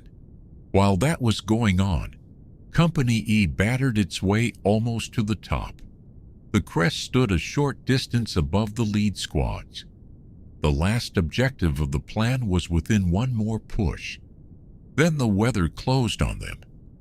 A heavy rain squall came over the hills driven by gusts of 40 miles an hour, and it took away what a commander needs: sight, voice, the timing of one company against another. DeLong judged that no coordinated assault would come off in it, and drew the battalion back onto ground that could be held for the night. It was the one day of the fight on which the decision to come down was made by the weather rather than by the fire. One account sets the rain beside stiffening resistance rather than in place of it. The crest stayed where it was, and the battalion spent the last of the light digging in below it. Company E dug in on a small hill, 500 meters south of Hill 881 North. The ground was not new. It had been an enemy position first. The Marines were using the holes already cut there, and the engineers with the company had not finished destroying its bunkers when the light went. What the Marines did not know was that the hill above them had changed hands. The division holding it had pulled the remains of one regiment back to base camps in Laos and put elements of another in their place. The men on Hill 881 North had not spent 4 days under the bombing that had gone into the neighboring crest. Small arms fire opened on Company E's perimeter at 4:15 in the morning, and mortar rounds came down on it, and behind them came infantry pressed hard and close. 2 reinforced companies struck the northeast corner and came through it at close quarters, into the belt of trees in the middle of the position and back into the bunkers the engineers had left standing. About 10 minutes after the first attack, First Lieutenant Frank Eisenhower, whose platoon held the western half of the perimeter, was told to take a squad and seal the break. He went forward with his second squad and was caught almost at once by 2 machine guns, which put several of his men out of the fight. He sent word back that a squad would not be enough. Captain Alfred Lyon, commanding the company, did not want to thin the first platoon further. He had 11 engineers attached to him. He organized the 11 as a squad and sent them in. The 2 squads took the left edge of the penetration and fired into the flank of it, and the men who had spent the daylight taking bunkers apart spent the dark trying to take them back. Artillery came down close. Gunships worked the slope and jets came over in the dark, and between them they stalled the attack where it stood. They could not push it back out, and the platoon commander still did not have the men to clear the ground taken from him. A flare ship arrived overhead. Its parachute flares burned at 2 million candle power and turned the night into something close to day. The trees, the churned dirt, the shape of the slope, all of it under a hard white light that swung as the flares came down. Men could see to use their own weapons, and the battalion on the crest to the south could see well enough to call artillery from the height it held. From that crest, the Marines were looking down on the whole of it. They made out something like 200 men moving in from the west toward Company E. They ran their recoilless rifles onto the forward slope and put better than 100 rounds into the flank of that movement, and it came apart. Artillery worked the ground behind it as it went back. The guns had been brought up to break bunkers by direct fire. They broke an attack on the next hill instead. That was the design of the three objectives showing itself. Not a sequence of assaults, but a set of places from which the next place could be seen. By first light, the attack was broken, and part of the force that had come through was still inside the position. At 7 in the morning, Company F came back under its own battalion, and one of its platoons was flown across from the neighboring objective and set down beside Company E, where it went straight at the southern edge of the penetration. DeLong sent Company H around from the northeast, and the two worked toward each other and closed the gap. What was left was the bunkers and the belt of trees. The work was close, and it went a position at a time, until 3 in the afternoon, when the company reported the last bunker cleared, over ground no larger than one company's perimeter.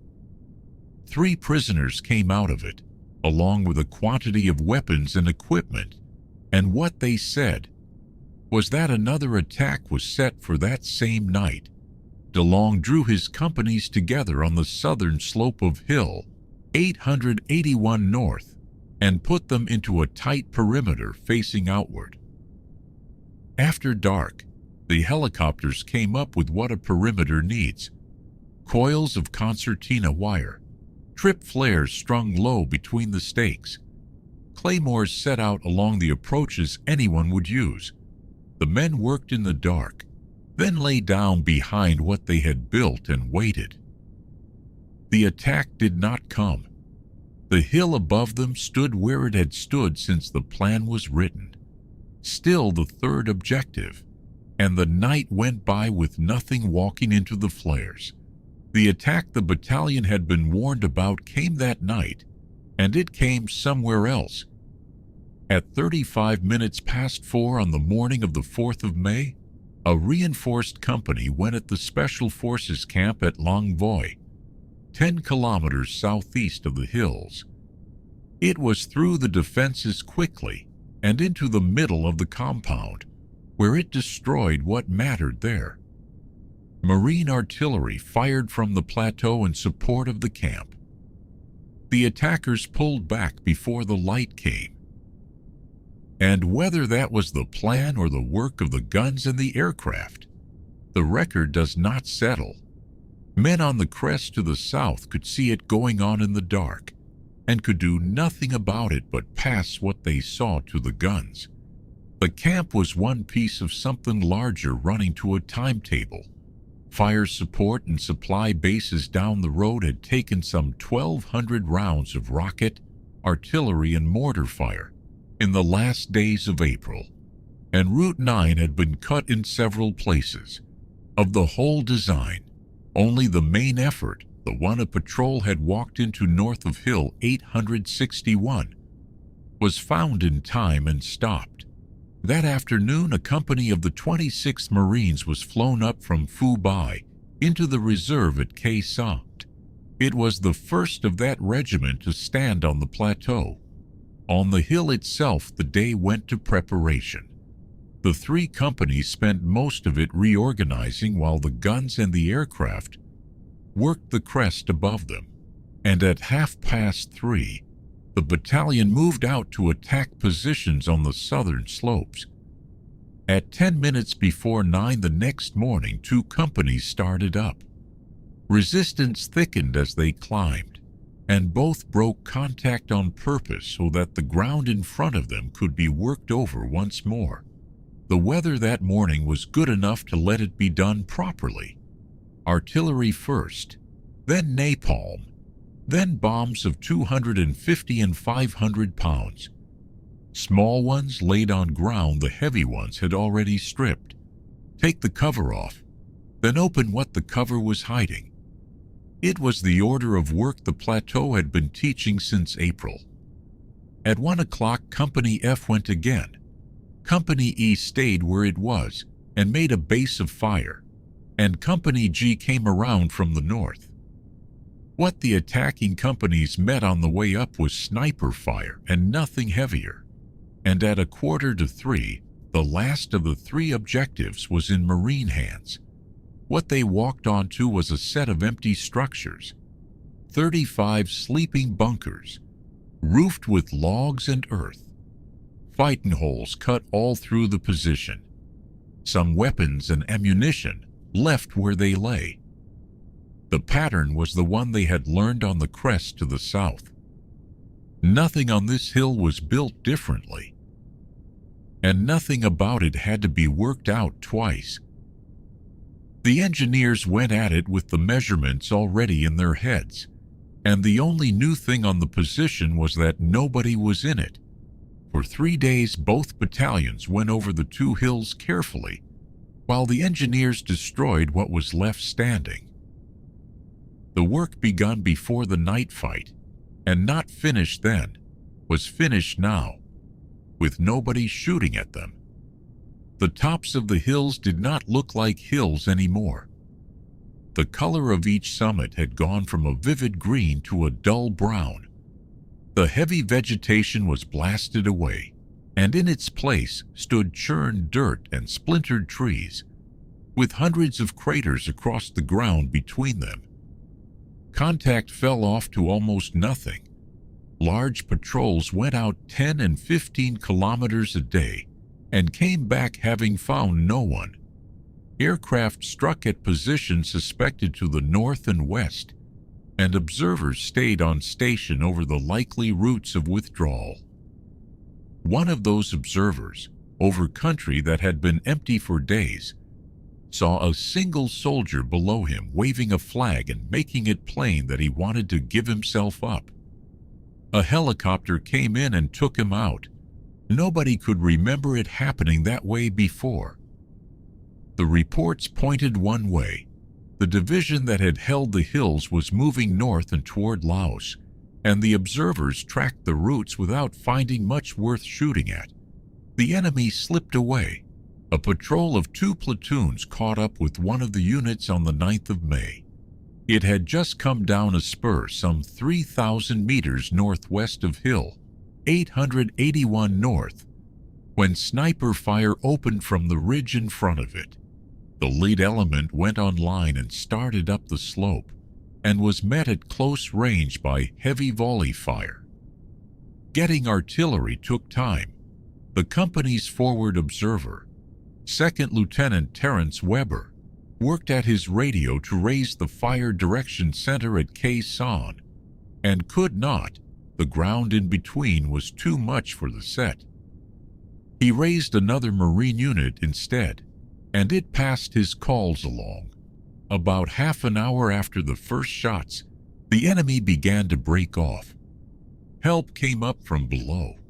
Company E was ordered over from the south, and its mortar went onto the flank of the withdrawal. Helicopters brought in more mortars, 2 recoilless rifles, and a security platoon. Bad weather kept both companies where they were, so they made a perimeter and passed the night without contact. The last action of the fight was over 7 men. A reconnaissance team had been put in by helicopter to the west late on the 9th, and soon after midnight it was heavily engaged. The company around it could have overrun it and appeared not to want to. What it wanted were the helicopters. 3 attempts were made and 3 were driven off by fire from the ground. A private first class named Steve Lopez, 18 years old, stayed on the radio 12 hours, calling artillery and air onto ground very nearly his own. At 11:45 the next morning, with aircraft and gunships holding the area down, a helicopter got in and lifted the survivors out. After that, the days emptied out in order. The attack stopped first because there was nothing left to attack. Then the context. Then there was only the looking, patrols along the ridges, observers overhead, engineers pulling down what somebody else had built. From the 11th of May, a battalion of the 26th Marines came onto the base and up onto the hills, taking over from the regiment that had fought there. By the evening of the 12th, the battalion that had taken the last hill was flown out to Dong Ha, and an artillery battery went out by road. One incoming company was lifted onto Hill 881 South. Another took the positions on Hill 861. Nobody went up onto Hill 881 North. The places held were the combat base, Hill 881 South, Hill 861 and Hill 950 with its relay station. The hill taken last was not on the list. By the middle of May, the hills had gone quiet. Patrols went out from the new companies onto slopes with somebody else's holes in them and came back in the afternoon. Wind moved over bare summits that had been jungle in April. Nothing came up at night. In the week that followed, the patrols came back with nothing. They went out large and they went out far. 10 and 15 kilometers from the wire, day after day, and for days on end they met no one at all. The report said so in the flattest words the form allows. No contact. Twice it was otherwise. A company working a deep valley found itself ringed by a force nobody could put a size to. Between that valley and the base lay folds of ground that swallow radio. Neither the artillery observer nor the air controller with the company could raise his own agency. The company radio man reached a jet passing overhead instead, probably on the emergency channel. The aircraft had already spent its load. It made 2 dry runs, the whole attack profile, the roll in and the pull out, with nothing coming off the wings, and the pressure around the company slackened. Everyone in that valley knew what such a run usually delivered. Then the place turned into a report. Somebody on the plateau added the columns. The columns went east, and it is through those columns that nearly everything here is now known. Grid squares became overlays and hills became lines in a table. Everything in the columns had to be carried there by somebody. A platoon commander counted what he could see and told his company. The company told the battalion told the regiment, and by the time a figure reached the coast, it had been through several sets of hands and several radios, in weather that had been closing and opening all week. The tables do not show any of that. Enemy dead for the period from the 24th of April to the middle of May were put at 940. Every account that carries the figure also marks how it was arrived at, and the markings differ. Reported, confirmed, or estimated as a floor rather than a total. One volume declines the number altogether and writes that the North Vietnamese left nearly 1,000 dead. Marine losses for the same period were 155 killed and 425 wounded. 5 accounts give the killed, and all 5 give that number. The wounded differ between them by a single man. The figures stand in the sources in that order, one after the other. One line of one anthology adds 2 prisoners and 41 captured weapons. No other account carries either number. It is the only place where the ledger of those hills is set down as something other than the dead. The supporting arms were counted as well. The aircraft wing flew more than 1,100 sorties over the operation, and expended more than 1,900 tons of ordnance. The artillery fired more than 25,000 rounds onto and around the three hills. 23 strikes by heavy bombers went in over the same weeks, and they did not go against the hills. They were aimed deeper, at troop concentrations, at stores, at the roads and trails feeding both. The air study keeps their tonnage in a separate line because it had not fallen on the same ground. What the totals do not carry is any account of effect. The figures for sorties and tonnage and rounds are exact, and every source that prints them without a claim attached. They record what was expended over those weeks on three hills, and they stop there. The sentence about what it achieved is not in the tables. It is in the papers the commanders wrote afterwards. Colonel Lanigan wrote his analysis of the operation in those same weeks.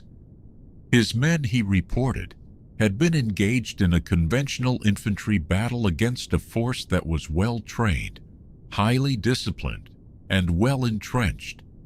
In the past, he wrote, this enemy had used phantom tactics against American units, not here. The maze of bunker complexes was the evidence, and it had been built to be stayed in. Lanigan set down one more judgment in the same paper, and it was about the aircraft. The close air support his battalions were given on those slopes was, he wrote, the most accurate and devastating he had witnessed in 3 wars. The sentence sits in his analysis among the plainer ones, and it is the only place in it where he reaches for a comparison at all. The volume of the year sets down the same conclusion from the other end. Aggressive infantry assaults took the objectives. Much of the credit for overwhelming the force holding them, it says, belongs to the supporting arms. Well before the last of the shooting, the force at Khe Sanh had begun to come down. Every intelligence report said the enemy division had pulled back west, and with it the immediate threat to the western end of the province. Attention went to the next phase of the same offensive, which was a drive through the coastal plain toward Dong Ha. Where a battle ends is a decision made afterwards, on paper. The volume that covers the year ends this one not on a summit and not with the relief, but on the last small action of it.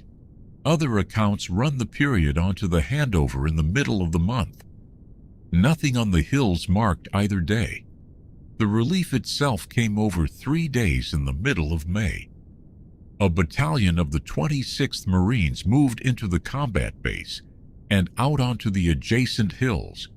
One of its companies went up to Hill 881 South by helicopter.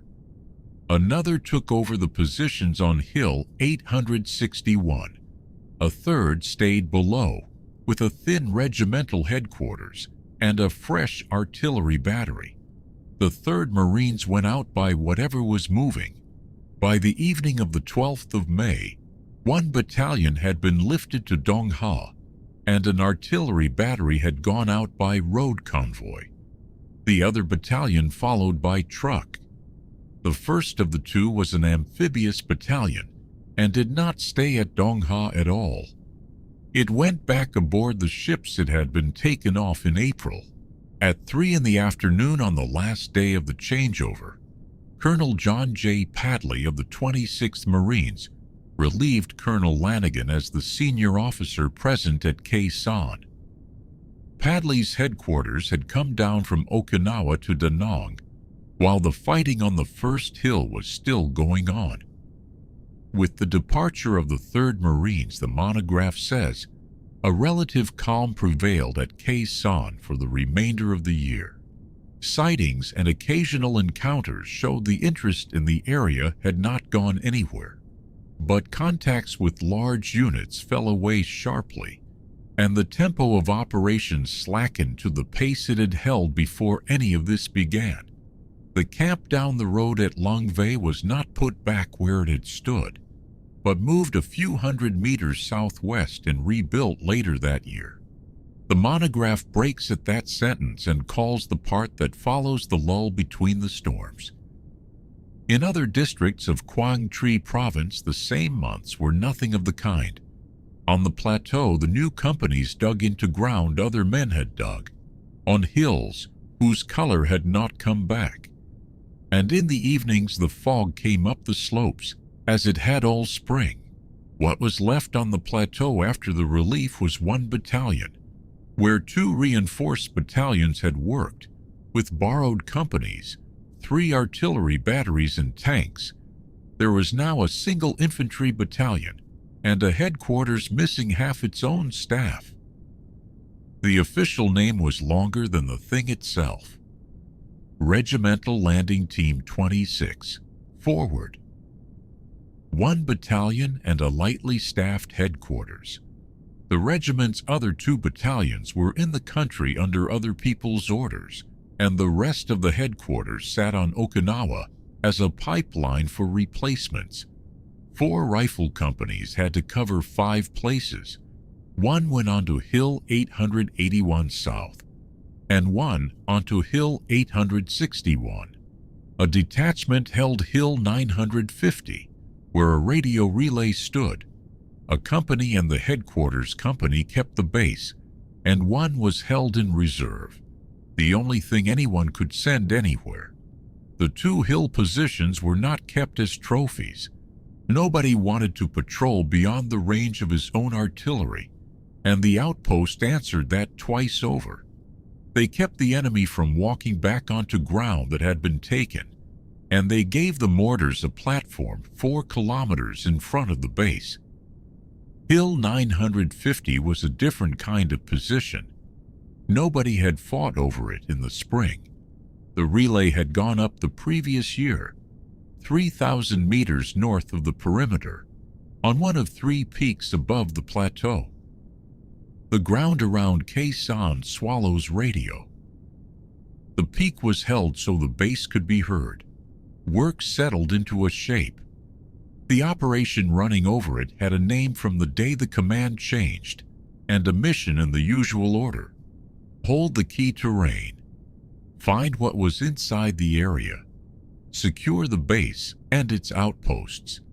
The companies patrolled continuously inside a 4,000-meter radius of their wire, and reconnaissance teams went further out, mostly north and northwest. All 3 regiments of the enemy division were still reckoned to be in the area, and through the first weeks there was almost no contact. It did not stay quiet. A company met a reinforced enemy company on the 21st of May. Mortars and rockets came down on the base at 1 in the morning on the 6th of June, and an hour later the relay on Hill 950 was attacked from 2 sides. The enemy got inside the position and was put out again. Halfway through June, a 2nd battalion came back, and Khe Sanh had 2 of them again. Midsummer, the operation ended and another began the next day. The name changed. The mission, the units, and the area stayed as they were, and the same happened again on the 1st of November. 3 names in 9 months: Crockett, Ardmore, Scotland, and 1 job underneath them. July and August passed with occasional contacts and nothing larger. The road went first. In the last week of July, an infantry unit sweeping ahead of a convoy of 85 vehicles met a strong force on the highway. The convoy was bringing heavy guns up to the base, and it turned around for Camp Carroll. The threat of ambush was too great to risk the guns. Those guns would have more than doubled the reach of the artillery at Khe Sanh. In the autumn, a bridge east of the base was destroyed. Heavy equipment stopped moving either way, and the tanks brought in earlier were stuck where they stood. For all practical purposes, Route 9 was closed. August brought a change of commanders on schedule. Colonel David E. Lones, 46 and a month in the country, took over from Colonel Padley. The day after, 2 companies left for another regiment. And 3 weeks later, the rest of that battalion went east too. The airstrip was coming apart at the same time. It was a dirt strip with aluminium matting laid over it, 3,900 feet long and with no rock base. Rain put mud under the matting and the matting buckled. The heavy transports finished it themselves, each landing pushing a wave of metal ahead of the aircraft. Loans closed the field on the 17th of August. A hill southwest of the perimeter turned out to have rock inside it. A sergeant found it, and it was the rock quarry from then on. 3 crushers came in, and the working parties began peeling up matting and laying crushed stone. Everything came by air while the field was shut. Matting, asphalt, and construction material, dropped by parachute or let off just above the strip, 2,350 tons of it in all. The field reopened on the 27th of October, ahead of its schedule. 30 inches of rain fell on the northern zone that month, and the hill positions took it worst. The plateau had soil that could be built in. The hills did not. On Hill 881 South, the rain did little. On Hill 861, the trench line washed away along one side and caved in along another. What went back up stood almost entirely above ground, because the soil and the slope allowed nothing else.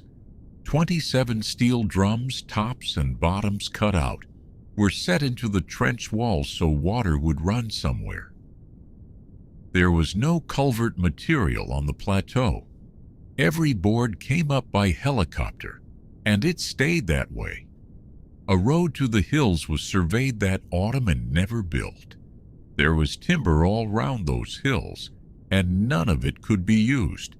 The trees near the 2 positions were so full of steel from the spring that the engineers would not put their saws into them. Cargo space was rationed, the airfield holding first call. The men worked until everyone had overhead cover. November began clear and then turned. The wet came back, and flying grew so thin that the battalion commander told his men to be ready for 2 meals a day.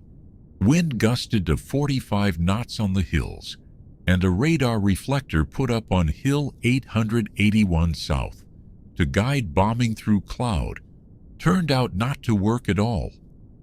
In December, the ground filled again. Reconnaissance teams reported large groups moving in, and this time they were not passing through. They stayed.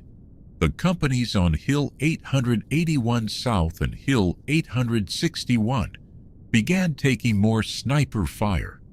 The base was probed along the perimeter, and in places the wire was cut and put back so the break was hard to see.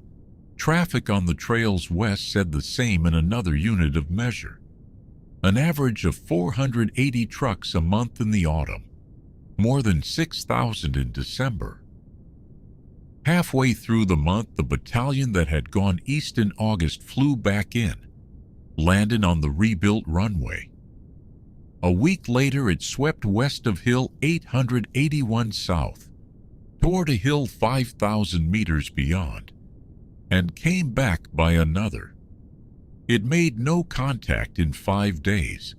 What it brought back were the approaches, the likely firing positions, and the fresh foxholes and trails of a force moving in rather than through.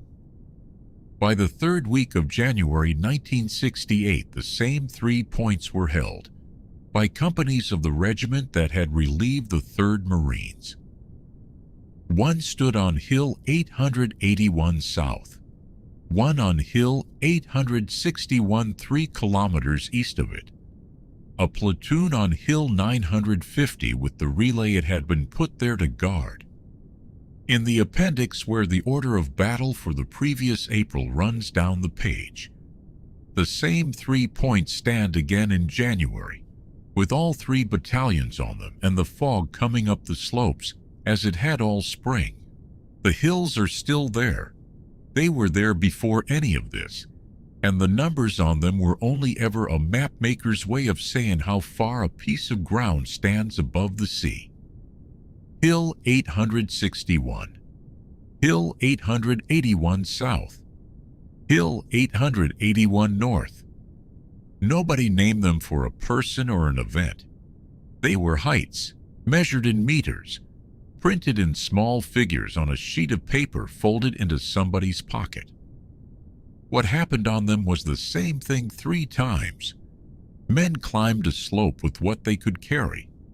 They found the ground already occupied and built into, and they took it apart position by position, which is slow work and cannot be hurried by wanting it faster. Then they turned the top of the hill into a place they could stay. A trench line scraped out of red clay, a few holes roofed over with whatever came up the hill under a helicopter, wire where there was time to string wire. Then they stood there and waited to see whether anyone would come back for it. That is the whole shape of it. It does not build to anything. The third hill was not louder than the first. It was only later, and by then the work was familiar.